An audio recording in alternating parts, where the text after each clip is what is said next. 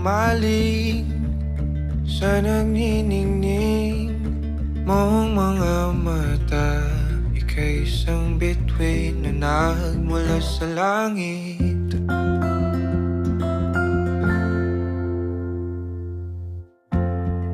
Hindi ko mawari ang tagal ay mong tinatangi.